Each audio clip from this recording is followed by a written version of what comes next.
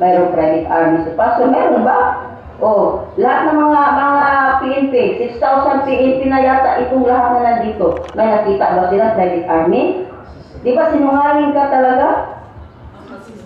Ang lahat ng mga sinasabi mo, puro ka sinungalingan. Ngayon, nakita na kung ang mga sinasabi mo ba ay totoo. Tingnan mo, sama ang tali, di ba? Ginagago mo ang lahat ng mga PNP kasi sila nagiging bobo na rin. Nagiging gago na, nakabit-bit-bit ng kanilang mga heartbeat para habulin nila kung saan si Pastor. Saan si Pastor dito? Madidetect ba dyan sa mga heartbeat, di ba? Binububo mo ang buong Pilipinas, lalo na ang Pilipinas Sudan Police. Tingnan nyo, nakakatawa na silang lahat. Kami mismo, natatawa kami sa kanilang mga ginagawa dito. Pati mga imbornal namin, pati mga septic tank namin, binubuksan kasi nandoon daw si Pastor. Ay di ba kagaguhan po ang buong Pilipinas, lalo na kung ano, mabuti ba ang administrasyon natin ngayon? Katawa na.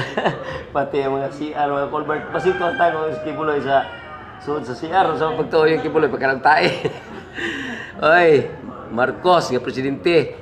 Wala ka ng kwentang presidente para sa akin.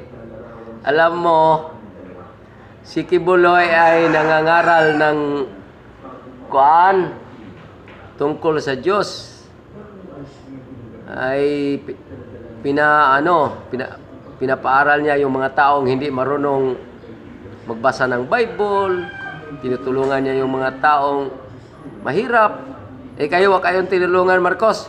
Lalo mo kami pinahirapan. Yung bigas sinasabi mo 20 kilo, yan sa 60 kilo na tinimes 3 mo. Gago ko talaga, Presidente Marcos. Ayaw ko na sa'yo. Hindi na ako natuwa sa ginagawa mo. Bobo ka talaga. Yeah. Makinig tayo. Diba? Nagsama-sama na sila, sinungaling. So, yan yung mga kakampi niyan, mga sinungaling, mga drug addict, mga NPA. Yan yung mga kakampi. Tapos tayo. Ano tayo dito sa Pilipinas? Payag na lang ba tayo na ganito ang gagawin natin? Maghari ang kasamaan sa buong Pilipinas? Huwag po tayong pumayag, mga kababayan Pilipino. Dapat habulin natin itong mga sinungaling dito ng mga gumagawa ng istorya para sirain ang bansang Pilipinas. Nakakaawa nga mga PNP, di ba? Pinagtatawa na sa buong mundo. Ma'am, tanong ko lang po, iyon mo na ba yung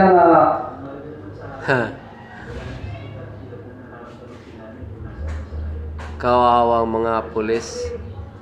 Kawawa yung mga pulis na maliliit lang ang posisyon. Dalawa lang dito ang problema dito. Ito lang si Torre at saka yung isang pulis na general. Dalawa lang sila. Kawawa yung mga liit ang posisyon na madamay. Baka hindi pa ito makatanggap ng line of service. Baka sa susunod na election, pag hindi kayo makaupo dyan, Marcos, baka iba na makaupo, babalik sa mga Duterte family, ay kawawa yung mga pulis. Pero hindi ko sigurado Bait naman ito si former President Rodrigo Duterte, mabait naman. Patas si Inday Sara, mabait naman. Alam namin yun, makita ko yun. Kaming taga Davao, alam namin. Kaya, kawawa yung mga pulis. Huwag kayong magpapagamit. Yung presidente natin na bangag, magpapagamit kayo. Ano na ba kayo mga pulis? May pinag-aralan kayo. Graduate kayo ng mga criminology.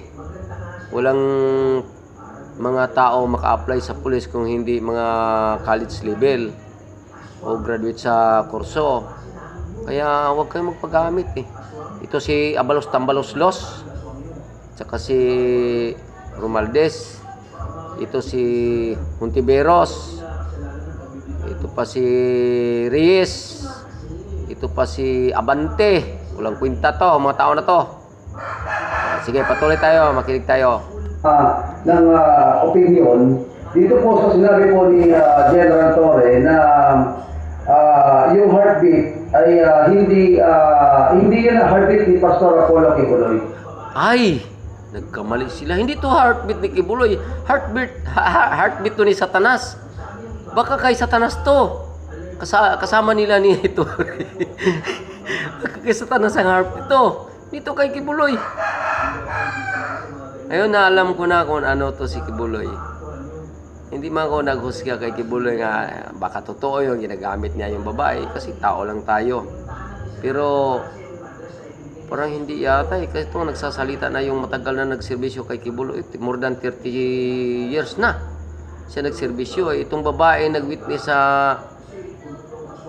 Amerika, yung sa ICC na history dito. Oh, para gusto nyo, kayong lahat ng mga Pilipino, manood kayo ng YouTube. Manood kayo sa mga vlogger. Itong Brothers Travelers. Ito, panoorin nyo to. Mag-subscribe kayo at mag-like kayo. Ito, makinig lang kayo. Ako, araw-araw ako, oras-oras dito ako nanood sa mga vlogger. Ha? Minsan may vlogger hindi ako nagustuhan. Kaya mag-dislike ako. Pero karamihan ako nag-like at saka naka-subscribe ako kasi maganda yung purpose nila ng mga vlogger. Lahat ng mga vlogger I like. Lahat sa mga vlogger kasi yung mga vlogger maraming natulungan na tao na mahirap. Nakita ko dito sa YouTube. Minsan umiyak na ako. Hanggang iyak na ako kasi hindi ako makatulong kasi mahirap lang po ako. Pero kung ako ay papalarin man na maging mayaman, tutulong ako sa mga kapwa ko Pilipino kasi yun lang ang pang ko dito sa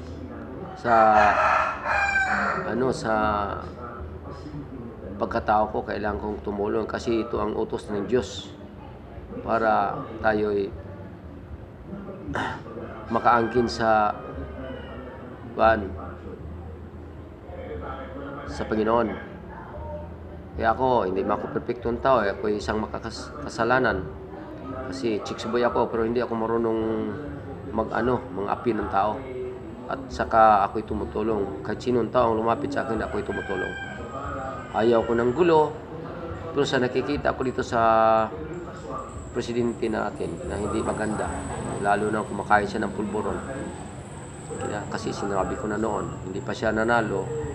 Nanood ako sa kanyang speech sa politika, sinasabi ko na noon in-upload ko sa FB ko na si Bongbong Marcos parang drug user kasi yung bunganga niya ibang pagtingin ko sa bunganga niya kasi alam ko yung mga drug user.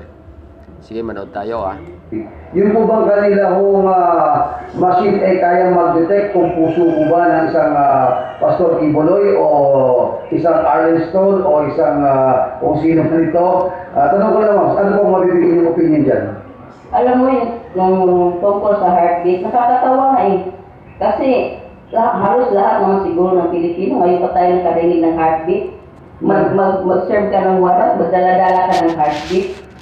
Ma'am, yun tutukoy ko po. Kasi ang sabi ni General Torre, may na-identify tayo na heartbeat, pero itong heartbeat na to, hindi kay Pastor Apollo Kibuloy. Ewan ko kung anong heartbeat yan. Baka heartbeat yan ng mga daga, kung saan-saan yan. Heartbeat Didil kay kasi yung pulis na si Torre, Didil yan. Kawawa yung mga mababa na posisyon sa pulis kasi damay sila. Titira din sa ganyan. Ngayon lang for the first time ako nakarinig na machine na kaya ko lang mag-detect. Kaya na parang si Madam Pauling, na pag tinutok mo ganyan, hindi heartbeat ni Pastor to, ibang heartbeat ito. At sinasabi ng machine na hindi si Pastor Kibuloy yan, ito ang heartbeat niya. So, gaano ka-accurate yung kanya sinasabi na ngayon palipat-lipat yung heartbeat niya, nakapokus na po sila sa kanila. Okay. Kasi yung heartbeat nila, sir, sinungaling. Sinungaling. Oo, sinungaling. Hoy, ako, matanda na po ako, mag-65 na ako ngayong November 20. Dahil matagal ako doon sa asit ng pulis. Kasi matagal ako asit ng pulis mula pa noong sa PC pa, sa sundalo. Ako ay isang asit ng sundalo at asit po ako ng mga rebelde. Alam nyo, yung gawain ng pulis hanggang ngayon mula noon ay talagang hindi lang alam ng mamamayang Pilipino, hindi lahat nakakaalam. Alam mo, pag ang pulis, kung may bypass, may shabu ka man o wala sa posisyon mo, ay lalagyan ka ng shabu. Kung konti lang, dagdagan. Ganyan talaga ang pulis. Kaya ang imahe ng pulis sa atin ng bansa ng Pilipinas ay hindi na maganda. Ako, ilang taong pinapahuli ko. Sa totoo lang, ilang taong pinapahuli ko. Ay sinabihan ko pa. Kung hindi nyo makalimutan ang minensyon ni former President Duterte, kilala nyo to. Police Inspector Martin Plaza, protector ng Cebu.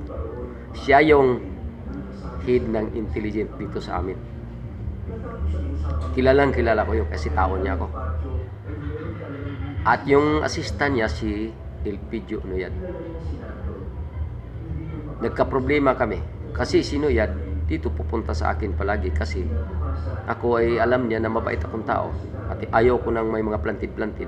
Kung huli, kung plantid, ganon. Pero ayaw ko ng plantid. Sabi ko, huwag tayong ganyan kay ay makakalaban tayo. Hindi ganyan ang prinsipyo ko, iba ang prinsipyo ko. Yung totoo lang, pag mahuli, huli siya. Kung wala, bitiwan natin siya kasi wala tayong ebidensya. Masagupa natin yung kaso. Sinabi ko pa kay Nuyad, yung binaril na pulis. Ako naniwala na yung pulis nga palagi nakabuntot-buntot sa akin. Na minsan binadihan ko siya, minsan ako ang badihan niya. Ay parang drug related yung dahilan. Kasi si Nuyad ay matinong pulis. Matinong pulis si Nuyad. Ayaw niya yung mga drugs na magbigay ng pira, ayaw tatanggap yun. Di tatanggap yun. Ayaw na masangkot siya sa mga illegal activity ng na gawain. Matinong pulis to. Alam ba nyo, binaril? Buhay pa man siguro ngayon, yung Martin Plaza, sinasabi niya. Ako niniwala na dahil sa drugs yun, binaril siya. Buti na lang, binigay ko sa kanya yung tinawag naming anting-anting. At sinabihan ko pa siya, maniwala kayo hindi, Sabado ng gabi, nagpa-blatter ako. Kasi sa cellphone ko may detreat. At saka pagbasa ko sa cellphone niya, may detreat naman. Sinabi ng detreat sa cellphone niya, binasa ko. Sabi ng detreat, Sir, ano bang gusto mo? Sino bang uunahin namin? Ang anak mo o ikaw? Yun ang sinabi ko kay Elpidio Nuyad na, Sir, ito ang pinakadelikadong detreat. Yung detreat ko, tungkol to sa yuta. At saka hindi nasali yung anak ko at saka asawa ko. Sabi ko, kung ako'y nasa yung posisyon Nuyad, pulis ka. Sinabi ko sa kanya, huwag kayong magpaangkas ng motor sa iyong pamilya. Kasi pag bigyan ka, hindi kayo makalaban kasi nandoon ang pamilya mo madamay. Tulad sa akin, ayaw ko magsakay yung mga anak ko sa sasakyan. Kaya ilang bisis na ako hinahabol-habol. Hanggang ngayon buhay pa ako. Sa awa ng Diyos, sila ang nahuli. At yung dalawa na disgrasya. Dahil sinaipsip ko ng sakyanan doon sa may Carmen, Davao del Norte. Ewan ko kung ano nangyari sa kanila. Kasi ayaw nilang mag-overtake dito sa right side. Kaya alam nila may baril ako palaging dala noon. Kasi nasa intelligent ako. Tapos bigyan ko sila ng pagkakataong mag-overtake. Ayaw mag-overtake. Kasi nakita ko sila, nagsalubungan kami. Sila from Tagum, ako from Panabo, pumunta ng Tagum. Kasi tumawag yung tao ko na, Manong, mayroong tao dito ang dalawa na may mga baril dito sa harapan ng bahay mo, sa may basakan.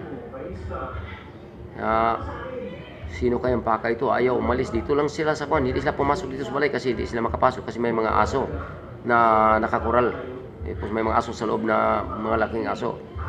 Sabi ko, sige po, pawain ako.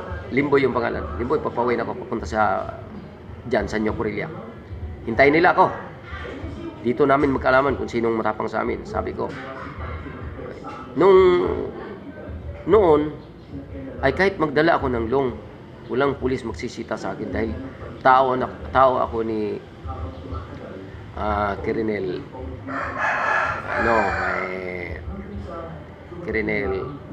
Alberio at saka ni Colonel Serrano yung police chief namin dito sa Panabo City na linusog ng mga isparo. Buti na lang yung si Sir nakaiwas sa gulo kasi may problema yata to na sa Maynila ba to or na-relieve to siya dahil parang medyo may problema dahil sa drug on war na nakisali siya sa problema yung linibing ng mga tao nga siyang may dala yung piniriso yung nakapriso sa Panabo jail ay dinala nila doon sa may taong pinatay na inilibing. Yun ang nagturo. Kaya ayaw, hindi man yung labag man yung sa batas na yung piniriso ilabas mo walang court order. Kaya doon si Sir Serrano na nasablay. Kaya ito nangyari. Sabi ko kay Noyad, huwag mong pasakyan yung motor mo sa pamilya mo kasi pag may titira sa iyo hindi kayo makalaban kasi nandoon ang pamilya mo kasama mo. So mamatay ka. Kung ako naman sa iyong kalagayan, Noyad, pulis ka, huwag mo na ilagay ang baril mo sa hawak dito sa takiliran. Bibitbitin mo niyan kahit mag-drive ka. Wala namang huli sa iyo kasi pulis ka. Hindi ko ako Noyad. Sabi ko ni Sir Noyad. Ako Noyad, 2006 pa ang ditreat ko hanggang yung buhay pa ko. Hindi nila ako basta-basta makuha kasi lalaban ako kahit anong mayari. Palagi pa ako noon naka-bullet proof. Dala-dala ko yung long ko. Nakatago lang sa jacket. Kaya sinabi ko kay Noyad, mas una kang mamatay kaysa akin. Ako naawa ako sa iyo. By 18 ng March 18, 2014 yata kung nakalimutan ko 2014. 2013 ganyan na taon. Sabi ko Noyad, mas una kang madiskusya sa akin. Ako Noyad, tandaan mo lang ako. Tandaan mo to. May anting-anta ko, bibigay ko to sa iyo. May anting-anting ko, bibigay ko to sa iyo. Tandaan mo to, yung sinasabi ko sa iyo. Kahit ilang bala tatago sa iyo, hindi ka mamatay. Iiwas ka sa kamatayan. Sabi ko. 2 araw lang, Sabado ng gabi, pagka-Lunes ng tanghali. Nagkausap pa naman kami nga doon ako kakain sa karinderya mo. Tsaka dala-dala kong baril ko na yan. Kaya nakita ko ng ditreat mo, delikado na to. Ang problema, hindi ako nakapunta sa karinderya ni Noyad. Kasi tumawag yung kapatid kong babae na sabi niya, Inko yung tawag niya sa akin. Inko, huwag kayong pupunta sa tindahan ni Noyad, sa karinderya ni Noyad. Kasi si Noyad dito sa Merinol. Closing ng anak niya. At dito closing rin sa anak ko. Kaya dito si Noyad, baka hindi kami matapos ng alas 12. Huwag ka na lang pumunta doon. Kaya kung pumunta ako, hindi ko naniwala sa sabi ng kapatid kong babae. Patay itong nagtira kay Noyad. Kasi may long akong dala. Hindi ko palagi kong nadala ng long. Kahit saan ako lalakad, dadala ako ng long. Walang huhuli sa akin. Walang papel yung baril ko. Kasi utos to ng chief of police kasi ang daming ditreat ko. At saka yung chief of police naman, gagamitin nila ako kung mayroong operation. Ako naman ang gawin nilang team leader. Mula pa noon kay Colonel, kay Captain Donaire. Pag mag-grouping kami sa saan-saan, sa Katipunan, sa Kakao, o saan doon sa banda sa Bukid, sa Mabunaw, yung lugar pang may ambos, kami yung nagresponde. Kasama ako doon. 36 kami person. Kasi alam ni Medyo Dulay din na ako isang taong walang katakutan basta nasa tama lang. Ang issue ko noon ay carbine mula sa istasyon. Kaya sa sinabi ko ni Noyad, hindi siya naniwala kasi sino bang paniwalaan? Ako ay isang civilian at saka matanda na. Ayaw niya niwala. 2 araw lang gibigyan siya ng alas 11 ng tanghali. Kaya dito doon lang ako sa bahay sa Lugso. Bigla akong nakarinig ng tawagan sa radyo ko. Kasi may radyo akong dala sa estasyon. Sabi na si Noyad, LPG Noyad, bibigyan sa tindahan niya. Pumunta ako, dala ko yung baril ko. Nabutan ko lang yung mga pulis na lang. Wala na si Noyad. Sumisigaw pa ako doon, putang ina. duwag kayong mamatay ay tao. Bakit di niyo ako harapin? Bakit binaril pa yung pulis na mabait na palagi kong kasama? Mabait yung pulis. Si Sir Angkla, mabait yan. Alam ko yan. Alam ko yung pulis sa Panabong mabait. Sir Angkla, mabait. Sir, ay salute sir. Saludo ako sa iyo. Sir Angkla. Ano, iwan ko lang kung ano naranggo mo ngayon. Baka Colonel ka na ngayon. Pati si Major Cristines. Alam ko Major, Colonel ka na ngayon. Saludo ako sa iyo. At saka si Police Inspector Nipo Musino sa Maritime Police. Sir, tagal na tayo hindi nakita. Mabait ka talaga sir. Alam ko, mabait ka. Palagi mo akong pupuntahan sa bahay ko kasi alam mo may dito to. Palagi mo ako isama. Alam mo, nangyari sinuyad.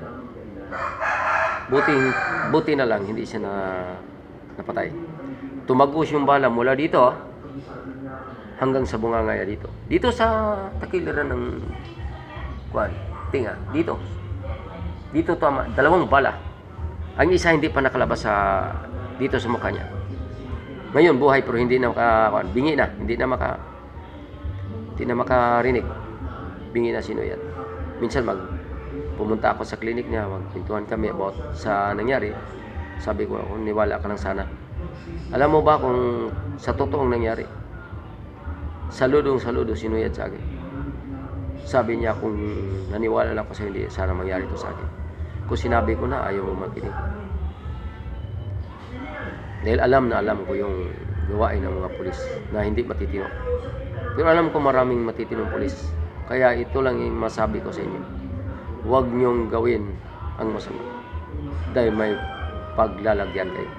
Huwag kayong tatanim ng hangin. Dahil aani kayo na bagyo. Yun lang yung sabi ko sa inyo. Marami akong pulis na kilala. Si Colonel Morente. Sir, maraming salamat sir sa protection mo sa aking buhay, sir. Colonel Morente, kilala kita. PD ng Tagum City, Provincial Director. Alam ko, sir, maggawa lang tayo masama, sir. Oo, mabait, sir. Aabot mo yung retirement. Mabait yun si Colonel Morente. Alam ba nyo kung hindi, si Major Cristines ng deputy ng pulis dito sa Panabo City ay palaging tinatawagan ni Colonel Cristines ni Colonel Morente na Cristines, puntahan mo si Felix kasi may nag-aaligid daw sa kanya. Alam nyo, kilalang kilala ako sa mga malaking pulis na dito sa Davao del Norte. Dahil kilalang kilala yung pangalan ko noon ako. At saka kilalang kilala ako sa mga rebelde si Tatay Parago. Kasi yung kapatid ni Tatay Parago, si Bata Pitaw, ay tao ko rin dati. Siya ang daisir ko ng mga smuggle na TV, VHS, component. Mabait na bata yun. Galing rebelde dito. Si Bata. Pinatay nila ni mga bitang. Yung mga bitang classmate ko to sa San Vicente noon sa elementary. Si Roberto Bitang Jr. Classmate ko yan sa San Vicente. Kilala kong lahat tao halos to Panabo na mabait. At kilala ko yung mga malitong tao dito sa Panabo City. Kilala ko yung mga pulis na mabait. At kilala ko yung hindi mabait na pulis. Dito sa Panabo City, mabait na pulis. Sir Bernadas, mabait na pulis. Sir Saliling, mabait na pulis. Mapanood mo tong video ko, sir. Saludo ako sa inyo. Pero may isang pulis ditong mabait na iwan ko bakit nila ako ipapatay. At saka kumpare ko pa. Nang dahil lang sa politika.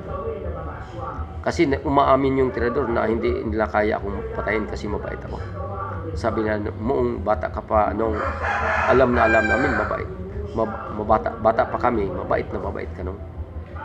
Palagi mo kami bigyan ng pera, yung dadaanan namin na daming damo, imamawir mo, grabahan mo mga putikan para lang kami makadaan na maayos kasi nakasapatos kami sa Merinol kami nag-aral. Kaya mapanood to nyo dito sa amin, sa lugar ko. Sa lugar ko sa Dugso. Personal pera ko yung ginagasto ko para sa mga tao. Sa karsada, grinabahan ko pa, minamawir ko. Alam ba nyo, yung taga-Dugso, yung inutosan nilang papatayin ako, kapitbahay ko lang, ay nagsasabi sa akin, anong hindi ko kaya magpumatay sa inyo. Nung ano bang problema mo? Bakit kayo nagkaroon ng litrip? Bakit kayo ipapatay? Ano bang problema? Wala kami nakikita sa iyong masamang ginagawa, no? Kung sabi ko dong dahil to sa lupa dito sa Panabo City, sa Proclaplapo, Barangay San Pedro. Dong, buti sana sinabi mo sa akin. Kaya kung patayin mo ako, alam mo ba kung ano mangyayari sa pamilya mo? Dadama yung pamilya mo. Pati anak, kapatid mo, pati anak mo, papatayin nyo sa pamilya mo. Gaganti yun dahil alam nila na ako'y walang kalaban kasi mabait akong tao, matulungin. At kung papatayin nyo ako, maalam ng pamilya ko, ay re-respect yun. Kung mayroon kayong mamatay ay tao, ako ay mayroon ako mga pinsan mamatay tao. Mga pamangkin ko. Marami akong ganyan. Membro na death squad. Na walang ibang gawin. Papatayin yung mga rigsebo. Mga magdanakaw. Kaya, dito ko nakita sa pulis na ito si Torre, hindi magandang pulis to. Nakasira ka lang ng imahe ng pulis. Nakasira ka lang sa bansa natin. Hindi ba kayo nahiya? Sa buong mundo, nakakaya yung ginagawa nyo. Nang dahil ng Nikibuloy. Bakit di nyo hayaan ng korte? Saan ba kayo kukuha ng court order? Saan kayo kukuha ng warrant of arrest? Na nagbigay na yung Supreme Court ng TRO, Temporary Restraining Order. Ano ba kayo mga pulis? Di ba kayo nahiya? Yung mga pamilya nyo, yung mga anak nyo, mga asawa nyo, asawa mo, hindi na kayo nagsasalita sa asawa nyo. Mga anak mo, Tore, yung mga anak mo hindi nagsasalita tungkol sa iyo, hindi maganda yung ginagawa mo. Kung ako'y anak, ayaw ko talagang ganun ang amahan ko, ama ko. Magsasalita kayo. Kakahiya to sa iyong pamilya. Hindi magandang ginagawa nyo. Luko-luko kayo pagkapulis. Kayo mga Marcos, dapat bumaba na kayo. Yung masasabi ko. Kasi sa totoo lang, matanggal na si Pastor, wala dito sa compound na ito. Pero bakit meron pa silang mga ginagawa dyan hanggang ngayon, hindi po sila umaalis na kahit may court order na. Hindi pa rin umaalis. Yon. Alam nyo bakit hindi umaalis ang mga pulis? Nang dahil sa piray, kurap talaga yung pulis na yan. Malaking premyo. Alam mo? Ilang $1 million yung reward? Kaya, ganun mga pulis. Kaya kayo mga pulis, kayo ang pag-asa namin. Kaya huwag kayo gagawa ng masama. Dala-dala pa silang mga heartbeat. Saan nila kahit saan sulok nila dinadala yung heartbeat? Diba? Masasalukuyan po sila nag-uukay na yan at ayaw magpapasok po ng media. At ayaw po magpapasok ng kahit na anong cameraman na pwede tumuto sa kanila. Kung may bigla kong lumabas ngayon dyan sa kanilang ginagawa na bunker, tunnel, ang tawag dyan, ano po ang hindi po masasabi dyan? Tandaan nyo to. Ito ang trabaho sa pulis, ha? Ito, nakita ko na ito sa mga video. Nag-negotiate pa si Torre ug ang abogado sa QOGC. Kayo ngayon, may taong sa likuran nagbaklas ng gate. Pumasok sila doon na hindi pang ulang negosasyon. Pinadaan naman sila sa pintuan. Ay bakit kayo pumasok? Dahil ito ang paraan. Ganito talaga ako, matagal ako sa pulis. Na-asit. Ganito. Yung mga asit-asit nila doon, na mga asit-asit ng mga pulis, doon magdala sila ng plantin, ilagay doon sa simbahan ng QGC para magkaroon ng ebidensya, para lang madiin talaga si Kibuloy. Maniwala kayo, hindi ako matagal na sa asit sa pulis. Matagal akong asit sa pulis. At saka yung mga ninong-ninong ng anak ko ay mga pulis. Mga pulis talaga. Mga pulis ang mga ninong ng anak ko. Kaya ako sanay at saka alam na alam ko ang gawa ng pulis. Pero sa ninong ng anak ko, isa lang ang parang hudas dito sa akin. Yung pinakadikit ko naman na pulis, na kahit isang bisis hindi kami nagkasagutan. Pinatawag nila ako September 9 sa Panabo City Convention Hall. May public hearing kami. Yung pulis na yan na sinasabi ko, na kumpare ko, nagsasalita. Sabi niya, yung daanan dito sa amin na karsada, isasara nila dahil property to ng Talico Florindo. Ha? Pero sa totoo lang, kanang lugar na DICT, property ito ng gobyerno. Kasi ginawa, may pantalan ito noon, ginawa niya ito noong 1964.